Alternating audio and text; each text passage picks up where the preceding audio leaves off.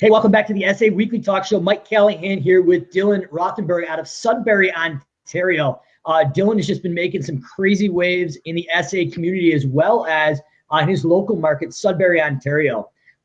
Definitely a hustler from what I know about Dillan. He likes to get things done. He's coming out and breaking out with a new product offering, which is basically robotic lawn mowing. Probably one of the first guys in Ontario or maybe the whole continental U.S. and Canada. So, Dillan, pleasure to have you on here. So we're going to be talking about automated lawnmowers, pros and cons, how we set that up, and tractor-mounted snow blowing. So snow removal for residential homes with snow blowers basically tacked on the back of the tractor. So we're going to get into that later in the conversation. But Dillan, if people haven't heard of you, don't know who you are, if you don't mind just giving us a little background on yourself, how you cut your teeth in the lawn care, snow removal. From my recollection, you started Maxim Lawn Care in about 2011 and started out your new roll-up of Robo Lawns in 2018. So floor is yours, brother. Let us know how you got into it and a little background. Perfect. Sounds good, man. So yeah, thanks for having me on. Like you said, pretty much started in 2011, just with a buddy and a single lawnmower in the back of a rickety wooden trailer. And it's pretty much grown from there. We service the summer side of things actually isn't too huge. We service several hundred residential accounts, maybe 50 commercial accounts. And in the fall of 2017 actually was when I kind of really wanted to take the jump, test out the waters of the robotic lawn mowing section of things. So I installed my first one actually at my parents' house, and we kind of were able to take some promotional videos and just kind of see the ins and outs. You've seen the videos, but it's a whole different story once you actually have them running and see all the issues that can come with it. And it was pretty successful in the fall. We were pretty satisfied with it. So in 2018, we started to make the jump, rolled out a kind of a sub company, so to speak, to help market it and stuff like that. And 2018, we rolled it out. And first season, tons of hiccups, but we ended up having about a dozen of them out. And we also partnered with the local Husqvarna dealer, and we're able to install about a dozen for him as well. Obviously, he subcontracted us to do that, but we're his go-to source for the installations. And that's about it. We're definitely hopeful for the next year. It's obviously still kind of a growing market. Not too many people have heard of it, but yeah, we're really excited about it. Awesome. No, I appreciate the background on that. So I guess you kind of hit on it, but I guess the first question that myself and many people probably want to know is why Robo Lawns or the automated mowing that you're doing? Was it an equipment issue? Was it a labor issue? Was it a shift in technology? What was the main driving force to kind of look into that, or was it see all the above?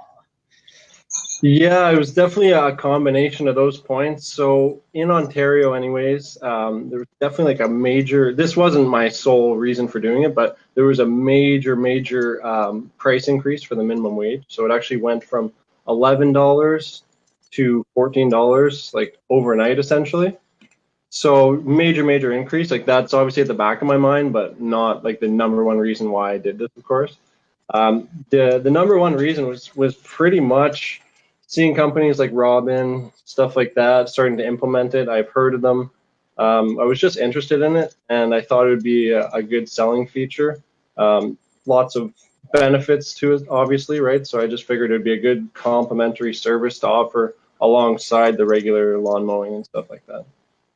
Okay. And I guess kind of diving into that, was that market well received? Being first to market, do you have to go out and educate the potential consumer about the service? What was included, what wasn't included? I think that seems to be the biggest question on everybody's mind is, do people actually want the service? Do they understand it? Or is there a bit of a learning curve on the consumer end? People definitely want the service. I think the people that were really go-getters about it were unfortunately kind of the residential people that were looking at it themselves anyways and wouldn't be the type of customer that hires a company to do their lawn care anyway. So those people were kind of out of the question. It definitely was a big learning curve trying to educate people. There's only so many things you can cram into like a little postcard that you're sending out direct mail wise, right? So we tried to really educate with the videos and the benefits. Like, we thought the benefits like definitely outweighed like regular lawn care, but it was still a major hurdle to try to educate people on it and really see the benefits when obviously everybody's been used to just regular lawn care for decades and decades. Okay, awesome. And I know one of the things, Dylan, I know about you is you've been utilizing technology to kind of replicate yourself through technology. And I know a lot of video and the things that I've seen that you've built out in automations. Do you feel that taking those extra steps, not necessarily through automations, but creating marketing copy that addressed the pain points and how that service addressed those commonly asked questions was helpful to actually educate that consumer being first to market? Yeah, definitely super helpful. I mean, like, through Service Autopilot, we have like automations and stuff like that, the follow-up automations, which help for sure. I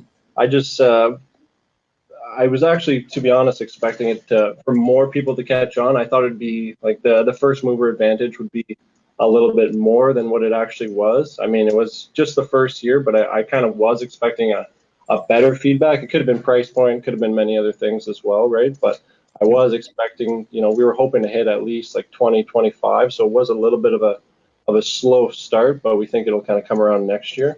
But technology wise, I mean, through that or through the snow removal side of things, I think having those videos up there where, if you get the call from a customer and they're ready to sign up, obviously it's a completely different ball game than having to educate them and really explain the service and really do a hard sell compared to, just signing them up over the phone, essentially. Awesome. So I guess the next thing I'd want to, probably people watching want to know is what should you look for when getting into the robotic mowing? So first thing is basically equipment. How do you go about that? And the second thing is what kind of labor is required then? And is there some different obstacles for like fence gates and different things that these machines may not be able to get around? Yeah, no, definitely. So we went with Husqvarna. Obviously, there's a tons of different robotic lawnmowers out there. There's cheaper ones. Husqvarna, I would say, has positioned themselves as kind of like the top of the market, essentially. Obviously, that's nice to go when you don't have a ton of experience in it. You kind of want to go with the best option that you possibly can with, even if it is a little bit pricier, just like our customers do, right?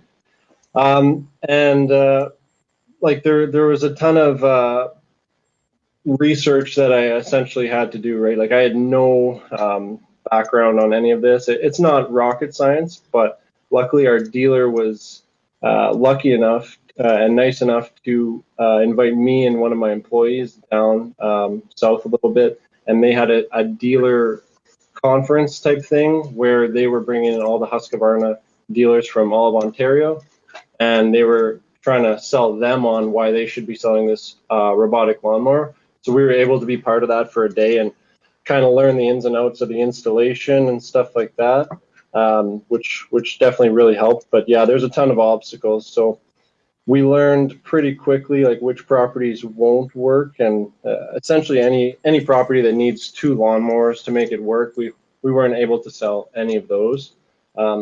I mean, the ones where you have to pick up the lawnmower to get to another portion of the lawn, the benefits just don't outweigh the cons of having to remember to pick up that lawnmower and put it back in your fenced-in area so it doesn't get stolen or anything like that. So there was a ton of little properties that, we tried to make it work. They really wanted it. And we actually had a few cancellations throughout the season just because like the robotic lawnmower just wasn't working out. So we were luckily able to just switch them back to regular lawn mowing. But yeah, there's a ton of hurdles when it comes to the installation and the property types for sure. Okay, so if I'm understanding right, if you're looking to get into this, then the first thing you really want to look at is the layout of the lawn. There's probably an ideal client or customer as far as the layout of their lawn. It needs to be continuous, probably no fence gates. And then I think everybody's major assumption is once I automate this lawnmower, there's no labor required. If I'm hearing you right, the installation process is going to require a physical person to go out and is it drop a line almost like an invisible fence where they actually trench in a wire? Is that the appropriate verbiage? Exactly. Yeah. So it's I guess it's comparable to installing an invisible dog fence for sure. So you actually need a cable laying machine if you're going to do it at any efficiency. And the installation isn't incredibly labor intensive, but The quickest one we've probably done is about 45 minutes. The slowest one we've done on a really big property is probably about half a day. And it's not to say that that's where it ends either, because there's always, not always, but there's usually something that goes wrong, whether it's a wire comes up and, you know, in the first week the mower drives over it and cuts it and you got to go back and splice it and stuff like that. So there's definitely a lot of issues with that, but yeah. Okay.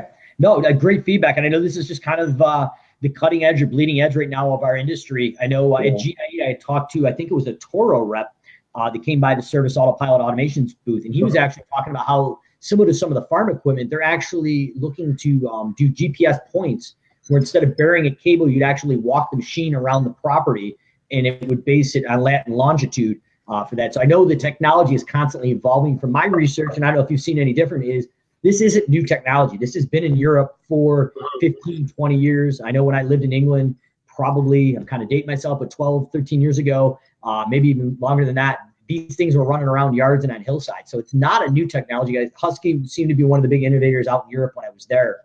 So now that we've kind of tackled, like, why would you get into this? What are we looking at as far as labor? What's the ideal client? How do you handle the other things? Because from my understanding, at least when we talked earlier, is the only way this works is the automated mower actually mows the grass continually, whether it's rain or shine.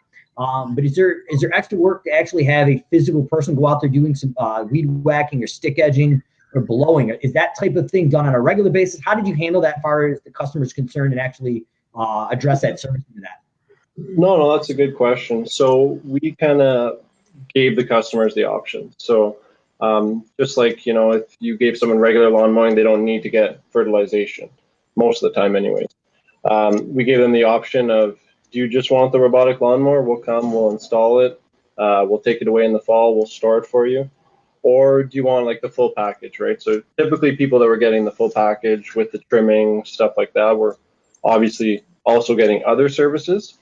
But there definitely was at least a handful of people that just strictly wanted the lawn mowing. They didn't want to have to worry about the installation and stuff like that, which we kind of played on people's pain points with that, because we essentially structured it as we included the installation in the yearly price that they pay.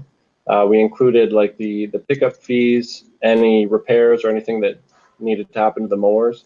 We haven't had to actually do any repairs yet, but and we kind of just made it like a full service package for them. They pay one price, we do all that. And we definitely had this question a lot where people would be asking, well, why can't I just go to the dealer and buy it? Like, what's really the benefit, right? And it was definitely interesting being at that dealers conference to know why, like the things that they were kind of structuring to make money on their end, because we could kind of play the opposite points of that, right? So the big thing that people had to really worry about was that if this thing does mess up in any way, and I'm not talking about just the mower itself, right? Any of the parts of the installation, if that messes up, typically the dealer after a certain point does charge you to actually go out and fix that, right? So with us, like a lot of the times it is a quick fix, but we were kind of playing on that kind of fear point that, you know, if they're charging you a shop rate of $100 an hour or even $75 an hour to go out there and fix it, you know, is paying a couple $100 extra over the long term with us really that big of a deal when we'll come out and fix it for free? You don't need to worry about anything. So a lot of people that were like kind of thinking, you know what, I might just install it myself and just do it myself, we were able to kind of sway them a little bit over towards us because they didn't have that fear. Okay, now I love that. And you've taken the risk out of the equation, and now you've taken a lot of friction of the buying process out. So that's really, really smart. And then I guess the big question on everybody's mind is this new business model of robo lawns versus maximum lawns that's been around in Sudbury for, you know, now the last 7 or 8 years. Is there any cannibalization of the existing client base? And if there is, what was the thought process, and how does that cannibalization upfront and short term outweigh it in the long term possibility as payout? Yeah, so I definitely heard that before. I forget from who that, you know, cannibalizing your business isn't the worst thing ever, right? It's actually like a good thing to keep your business revitalized. But it definitely does happen, right? So we've had about 50% of the customers are like new customers. 50% of the customers are people that were current Maximum Lawn Care customers that we actually converted over, right? So, I mean, our thought process was like, they're going to be looking at this in the future eventually anyway. So while they're a customer of ours, let's get them under our wing, keep them under our wing, and service them with what we think is a better option, a more innovative option moving forward, rather than potentially lose them 2-3 years down the line when they see this more prevalent in the marketplace, and they would just went and installed it themselves anyways, right? So definitely some cannibalization, but we think it's good anyways for the time being.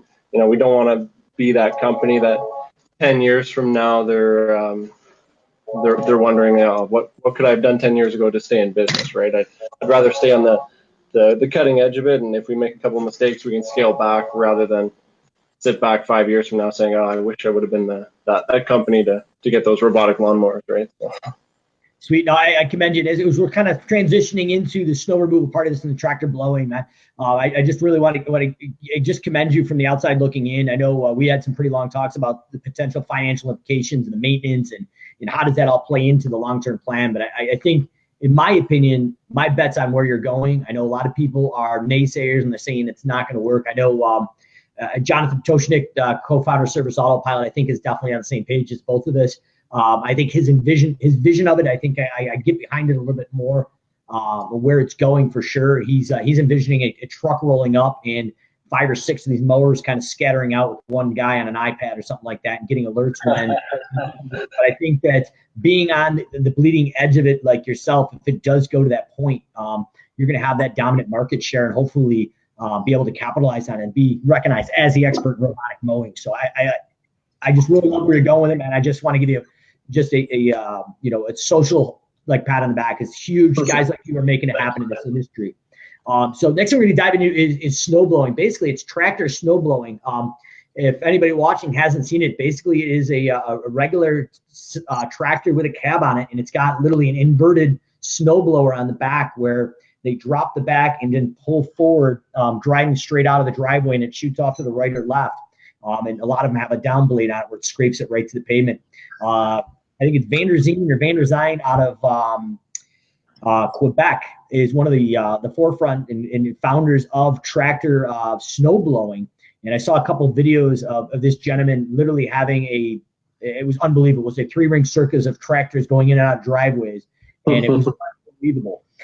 So Dillan, I'm kind of curious your take. How did you go in and decide to go into the tractor blowing? Is that something that's just predominant in your market, or is this another thing that you decide, hey, this guy in Quebec's doing, or maybe you did it before him, and you wanted to be the first to market with this? And if you guys are watching this live or recorded, drop your comments or questions below for Dillan or myself. We're going to answer them live, or we're going to keep an eye on the recorded version of this for a few days too. So feel free to drop some comments while we're going here. I want to say what's up to George Cortez and Marvin Sausalito, longtime watchers. So Dillan, floor is yours, man. What was that push into this tractor snowblowing in the residential model?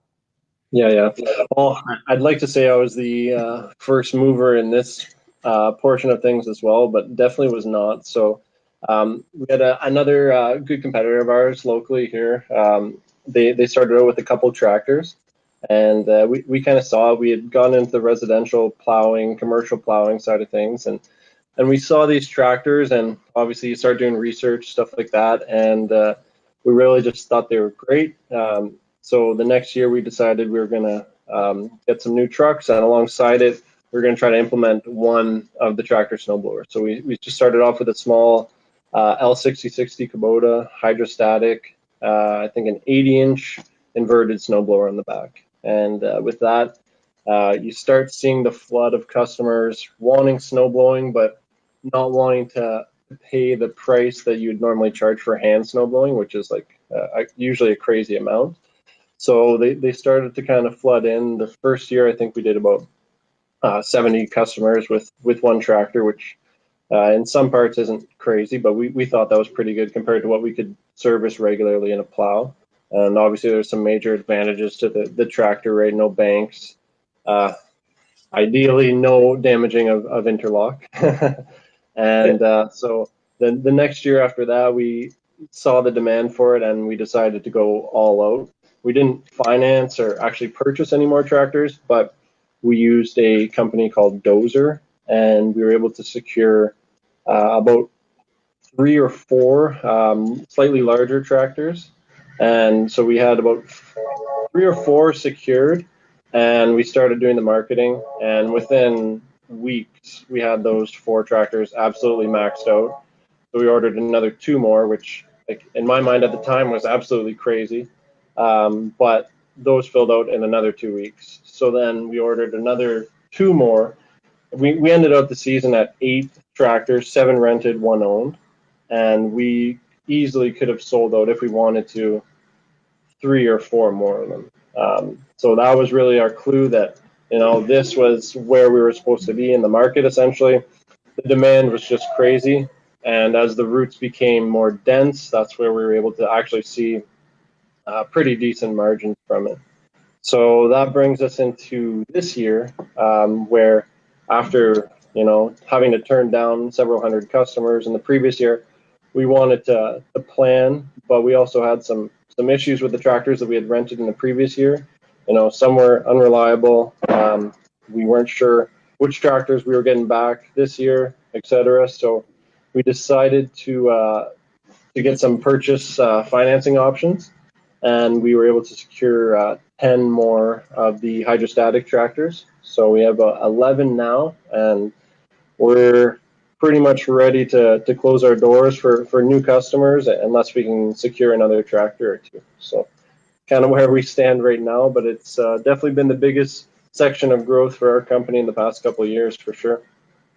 It's just absolutely phenomenal. If you don't mind me asking, if you don't mind sharing it, what was the approach to that exponential growth? What were you doing in the past? Was there a change, or was it market awareness? What was the process to go out and drive that many leads and close that many sales in that short gap of time? It sounds like it was maybe, if I'm guessing, compared to my market, maybe August to September, October. So you got a month and a half to 2 months of time before the snowflakes start falling and all hell breaks loose. So how did you handle that growth, and what was the catalyst to be able to handle that kind of volume and secure those new sales? No, for sure. I mean, we tried to pre-plan to handle the growth, but I mean, it was a major jump for us. So there's definitely some major hiccups and stepping stones, but we got through it. It started, like you said, probably September-ish, late August, with postcards. We've had some pretty good success with postcards, like every door direct mail. But of course, we're running like Facebook ads, Google ads. That's, I mean, I would hope a given at this point for everybody. And then the postcards alongside those things just really started to bring in the leads. And then obviously we use Service Autopilot, and we started to use a couple other things. I know a couple years back you got us on Infusionsoft, and that was really when we were able to automate the follow-up process and stuff like that. And then once we were able to transition from the Infusionsoft software to the automations and Service Autopilot, I mean, I don't want to say that was the sole reason why, but I mean, our closing ratio and just forgetting about leads, like, essentially completely stopped after that. So that mixed with heavy marketing, and just not forgetting about leads and following up with leads, and the occasional email that would go out just to just in the background, just Lori, especially from Simple Growth. I think there was a single email last fall where we signed up probably 50 or 60 people, October 31st. So just a combination of all those things really helped us kind of blow by the competition and really explode that segment of the business.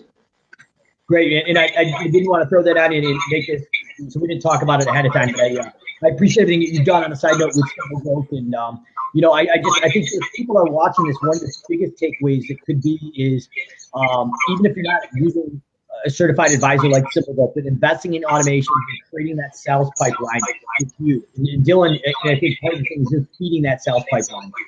Mm-hmm. So going out and hitting those postcards, the emails, the different things, that has been, I think, instrumental for most people using automations and Service Autopilot.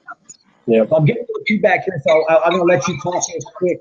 But if you're getting into snow blowing, what are the things that people need to look out for as far as equipment and anything that you would recommend as best practice? Well, I would definitely recommend going with the inverted snowblower. Not forgetting to take off any steel blades that you have if the customers are requesting this solely to not damage interlock. Otherwise, definitely try to get that root density up. I mean, our first year, our town's pretty spaced out. We were doing 70 customers all across town. I don't know how wide our town is, but probably 25 kilometers if I had to wager a guess.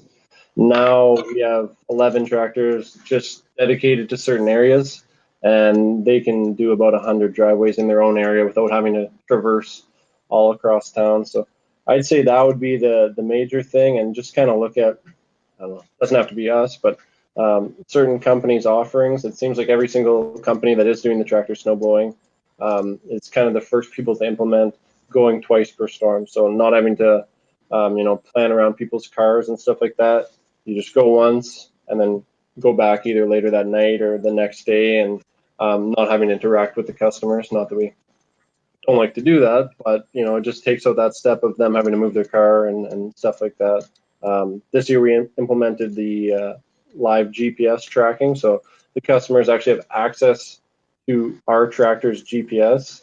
And I mean, there's been some hiccups with that as well, but I think that's another thing that people can look into, just so that the customers aren't calling asking exactly where you are. They can just pop into the GPS, and it kind of takes a little bit of the work away from the staff. And I totally forgot that you did that. Is there a certain product for live GPS you recommend?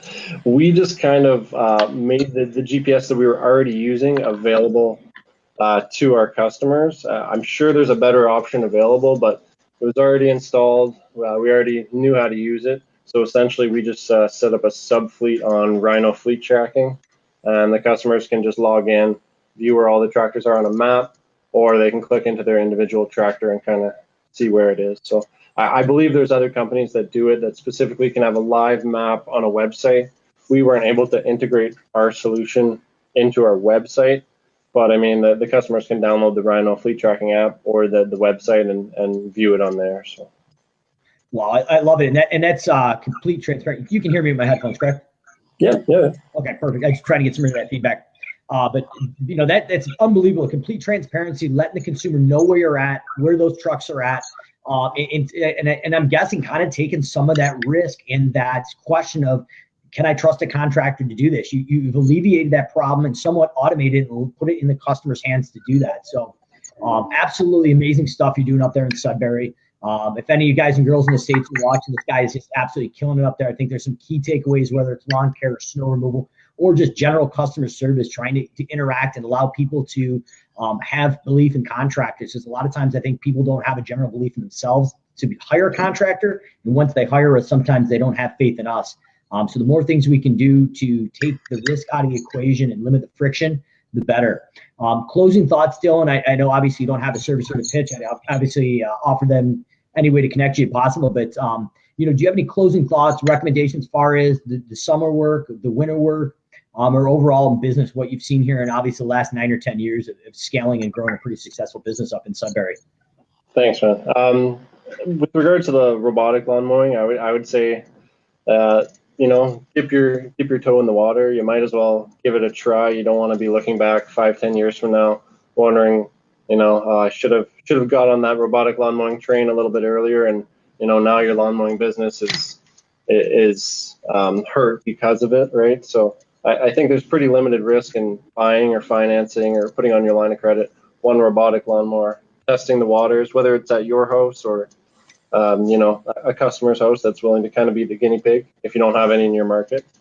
And then with the tractor snow blowing, I think if anybody's doing residential plowing, you don't need to adopt our pricing and our model exactly, but I think you'll be extremely, extremely surprised at the demand for snow blowing versus plowing. So, I mean, if you're in the residential plowing market, I would definitely suggest giving this a go. And the margins are there, and the demand is certainly there. So. Yeah, I know in the upstate New York market where I'm at, we've got one gentleman that does one tractor. It's a smaller tractor, a little bit smaller than what you guys are running. But he booked up immediately. So I think that's the way it's going. I know at least when I was seeing in our market, plow damage as far as to turf is significantly less. You don't have those banks. So I think that definitely, I think, is a shift in technology where things are going in the market. I mean, if we had, tractors on all 600 driveways that we're doing here in upstate New York and Rochester, that would be a huge differentiator. So, Dillan, I know you've got some compressed time here. I really appreciate you coming out. If anybody else has questions for Dillan, drop them live while we're here, or drop them. We're both going to keep an eye on the recorded version of this. And brother, I appreciate it. North of the border, everything you did for Simple Growth, Service Autopilot. Really, really love working with you and your team there. And hopefully we got to get you out to SA5 next year, actually SA6 in Dallas, Texas. I know you didn't make it this year, but I definitely owe you a couple beers at the bar next time when we meet up in person. Awesome. All right, brother. I appreciate it. We got SA Weekly Talk Show coming up next week after the holiday break. We got Marcus Sheridan, the sales line, was one of the keynote closings at SA5 coming up here in the next few weeks. So if you haven't checked out his book, They Ask and You Tell, I believe the name of it is, but it's Marcus Sheridan at the sales line. He's going to be on the SA Weekly Talk Show here in the next few weeks. And a couple other all-star big hitters coming through. So until next week, SA Weekly Talk Show. Dillan, want to thank you again. Mike Callahan. We'll see you next week. Thanks, man.